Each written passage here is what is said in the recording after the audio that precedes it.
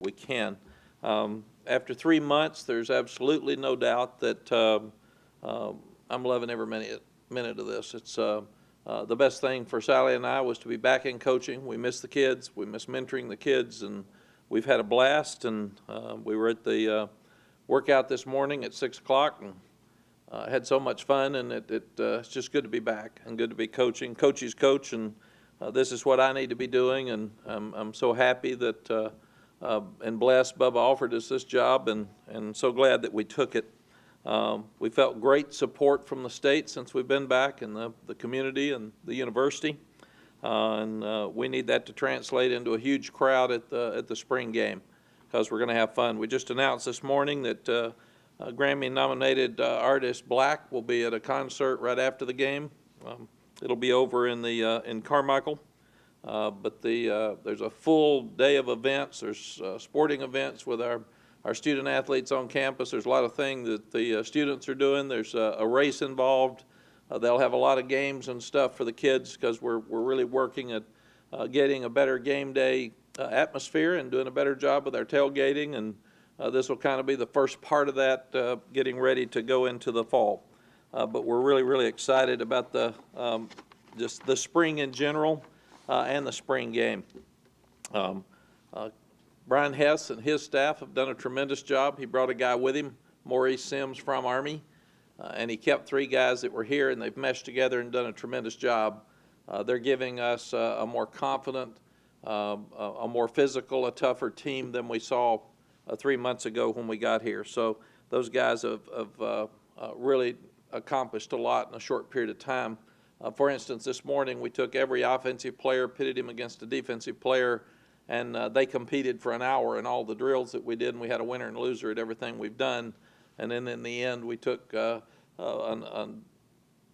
offensive lineman, pitted him against a defensive lineman for the sled drills, and we did the same thing at every position. And it was a lot of fun, a lot of excitement, and the defense ended up winning the off-season program more than the offense, so they'll get fed better.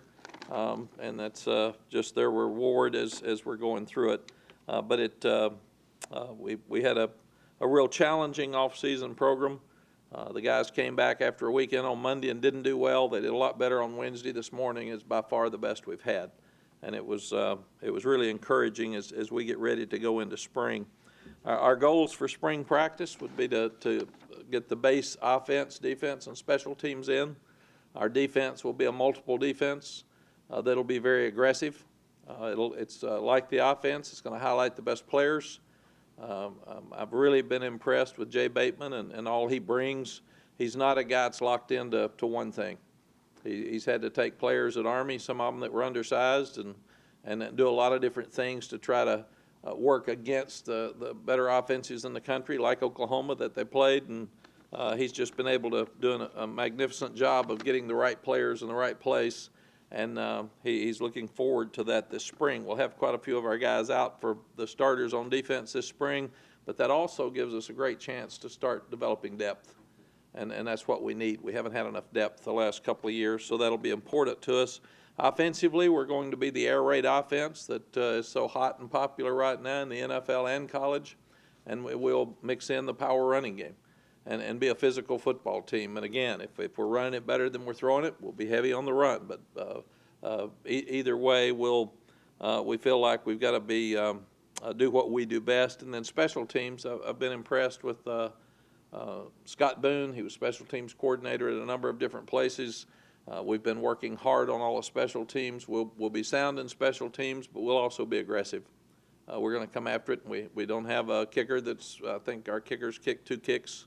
2 extra points, and we don't have a punter that's ever punted. So obviously there are big question marks in the kicking game that we have to get answered either this spring or with some recruiting for next fall.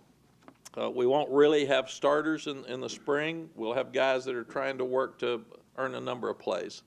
We won't call them a first team, second team, third team. We'll go the blue team will be the guys that are out there first. The white team will be the guys that are out there second. The guys that'll be out there third will be the gray team, and what they're earning, they're trying to earn the right to dress at home, earn the right to travel. Then you got to earn the right to play, Then you've got to earn the right to play the number of plays that you feel like you can play at full speed and be better than the guy in front of you. And that's what we've talked to them about. I used to talk to Coach Smith and Coach Guthridge here about why are you guys so good at what you do all the time? And Coach Guthridge always said it's playing time. You've got to find the maximum number of plays that your starter is full speed, and when that drops off, you put the second guy in and see how many plays he can be as good as a tired starter, and playing time is real key for us. So we're demanding that the guys simply earn the right for everything they do, and that's on the field and off the field. So if they're going to class, if they're acting right, if they've busted their rear end throughout the off-season program, then they have a better chance to get more playing time in the spring than if not. And if they haven't earned that right, they won't be out there early. That's just part of it. And that's what they've been told, and they understand that, and they know it. We're not giving away reps. They have to earn those reps, and we feel like that's very, very important. And understanding, like on Sunday, we'll be in shorts. And I had an older friend, Joe Jamel, told me one time, who's a prominent lawyer at Texas, and the field's named after him, that you can't learn to swim in swimming without water, and you can't learn to play football without pads. So we'll watch them run around. We'll try to teach them on Sunday and then again on Tuesday, but we probably won't know as much about them till we put the pads on Thursday before we get ready to go to spring break. What we're trying to do with them, and we told them this the first day, is you got to learn to communicate before you can get anything else.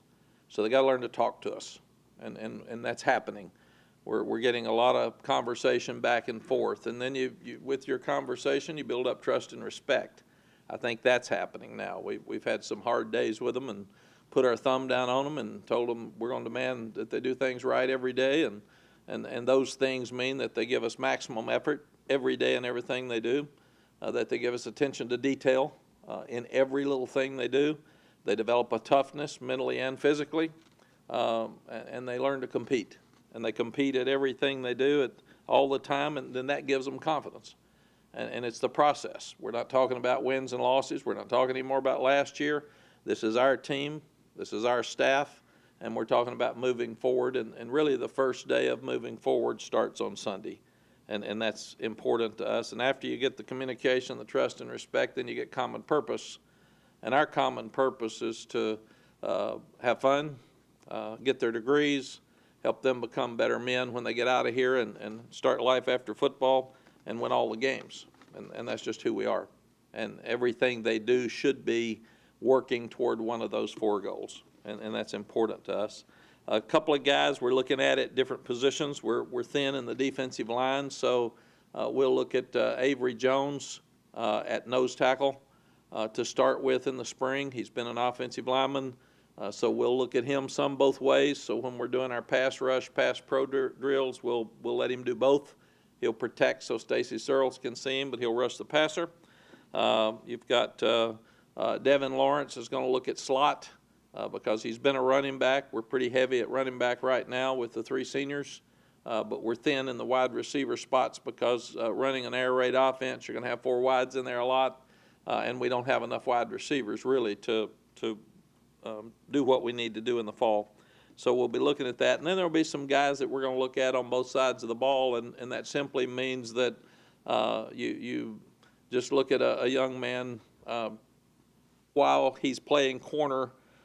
When you're in one-on-ones, you put him over at the wide receiver and let him run some and catch some balls and see if that works for him too. And we've got to figure out where is the best place for our players, because evaluation of personnel for our new staff is really, really important to make sure that we utilize every person that we can to make sure we start developing some depth. So that'll be key for us. But you'll hear us say earn the right a whole lot, because that's very, very important for what we're doing. We think recruiting's gone really well. We got what we needed for needs in 2019, and we're off to a fantastic start in 2020. High school coaches have been unbelievable to us. We've got Urban Meyer coming in to speak at our high school clinic. We've already had to move it over to the Smith Center because we've got so many requests of guys that are coming. So we feel like that all of that's working really, really well. Our recruiting philosophy will not change. We're going to try to get the best players in North Carolina and then to get great players out of state. and that's just who we are, and that's that will not change while we're here. Looking at graduate transfers, we haven't really talked to any yet, but we're looking at the possibility of a couple of guys in the next month or two that we might talk to, and they would be guys that could come in and make an impact in some way, or help us with depth, and they'd have to be guys that fit the university. But it's not been something that has been big on our mind. We've been trying to evaluate the guys that we have here more than anything else. John Smith he got behind academically, so he will be out of school for the spring semester. He's doing well. He can work with Coach Thigpen individually. He can work with our strength coaches individually. He's doing all that, and we anticipate that he'll be back and join our football team in June. So we think that he'll be back on track. I've talked to Nathan Elliott a couple of times this week. Nathan has done everything right in this program. He's been a captain. He's been a leader. He's really fought his guts out on the field, and I really like him. He is a guy I said if I didn't know his dad so well and his dad wasn't big and strong, I'd try to adopt him, but his dad probably whipped me if I did.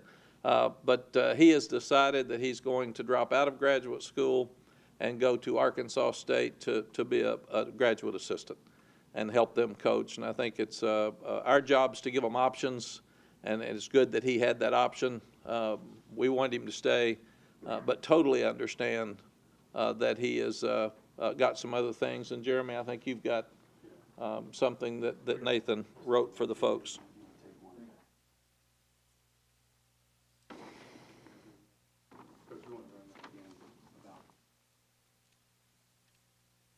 I'm sorry? Say that again. Okay. Nathan he came in to me this week and said he either wants to coach here or he wants to coach at Arkansas State. Coach Heckendorf is at Arkansas State. Coach Anderson recruited him here when he was here before with Coach Fedora. So he has decided that he wants to go immediately to Arkansas State, withdraw from graduate school. He's already got his degree from University of North Carolina. He's done a tremendous job here. He's done everything right. And we were all on board because we want him to do what's best for him. He again, has earned that right. It's so funny. He talked to me about it yesterday, and then this morning at 6 o'clock, he was a leader in the off-season program. And I told him, why would you go through the off-season program? He said, Coach, that's just who I am. And then after the off-season program this morning, he announced to the team that he had decided to go ahead and coach at Arkansas State. What about questions? Yes, sir. Greg Barnes. When you look right now, Greg, at what the Los Angeles Rams are doing, what the Kansas City Chiefs are doing, the hottest offenses in the Cardinals just hired Cliff Kingsbury. If you look at the colleges that are scoring a lot of points and moving the ball, the game has become a game that uses the entire field now. They spread people out, and the air raid does that the best. And it's utilizing quarterbacks the best. Everybody now is using parts of air raid, and I kind of grew up working against it because Mike Leach started at Oklahoma when he got there with Bob Stoops, and then he went to Tech. And then we had Cliff Kingsbury. So I've been coaching against it, and it's a very difficult offense to defend as long as you run the ball. To me, when you weren't running the ball, it was a pass offense, and if you stopped the screens and the short runs and the short passes and made them force the ball deep, you had a better chance to win. But when it's really a balanced offense and you're really good at both phases and you can emphasize one or the other, it's very, very hard to stop. And in watching and being around all the meetings for the last 3 months here with Phil, and we've got guys like Robert Gillespie who were involved in that offense at Oklahoma State and at West Virginia, and Lonnie Galloway who was involved with that offense at West Virginia. So a lot of our guys know a lot about this offense, so that helps us as well. But very, very impressed that in both cases, the two coordinators that we brought in have complicated looking systems that are very simple for the players to learn. And that's why I'm excited. That's why I hired them both. and that's why I'm excited about both. Also, if you look at it, we've got to establish confidence. We haven't done as well in the last few years as we'd like to. Both Phil and Jay have taken lesser players in their careers and won games with them. So I want them taking our players and putting them in positions where they can be successful like they did at Army and really like they did at Sam Houston. I was as impressed with what Phil did his 3 years at Sam Houston, getting them to the playoffs every year, as I was with what he did last year at Ole Miss.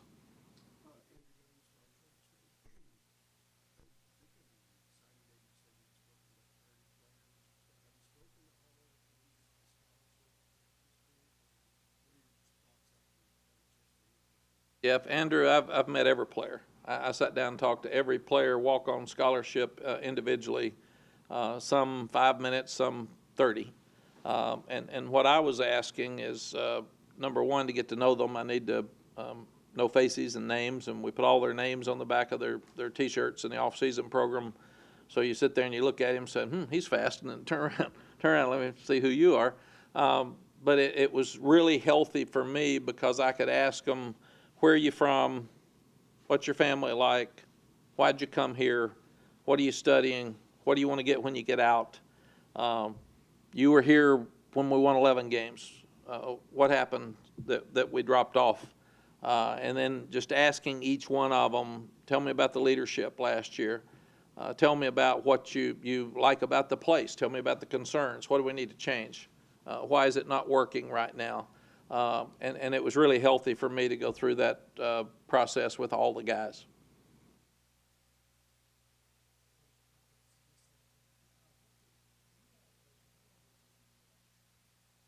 Is it Todd? Todd, yes.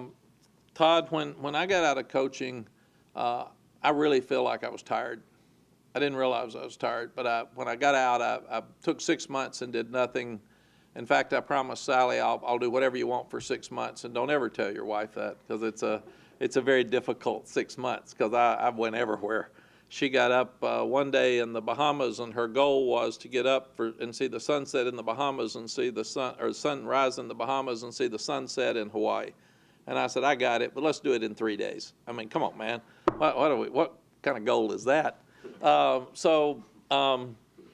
I started TV, and I really enjoyed the TV.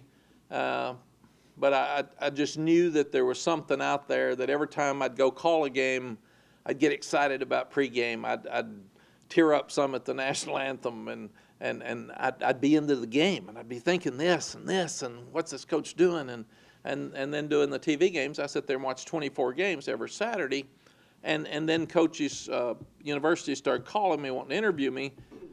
And, I didn't know that I wanted to do this. Coach Vermeil told me that he stayed out 17 years, so don't ever say no. Because if you say no, you're a liar if you ever do it again. So just say, if the right opportunity comes up. But every time somebody'd call, I'd tell Sally, this is great. I'm going to go talk to these people. And she'd kind of look at me and roll her eyes and say, yeah, be careful, be smart. And then after the interview, it just wasn't what I wanted. And when this came up, it's a blessing. It's like a dream come true to be back at a place you love, that you've still got some unfinished business, and so many people at the university and in the community and in the state. It couldn't be better. So I don't think that I really think after the Hall of Fame announcement, and then we started coming back and talking to all the players and talking to the Corey Hollidays and the Rick Steinbachers and the Tommy Thigpens about how much we meant in their life, is when I really realized that my gift and Sally's gift is to mentor young people, and that's what we do best. And as much as I loved my life, there was a void because I didn't have that in it. And I think that's what's got me back. And like this morning, you just love it. I mean, I'm up at 5 o'clock and out there watching these guys compete, and you just love to see them compete and grow up, and to see how much they've improved since the first off-season program till this morning. Then you get ready for the next phase. I can't wait till Sunday. It's going to be so much fun to see them out there. And again, I didn't know for sure that I'd ever be back out on the field with them again. So Sunday will be another dream for me.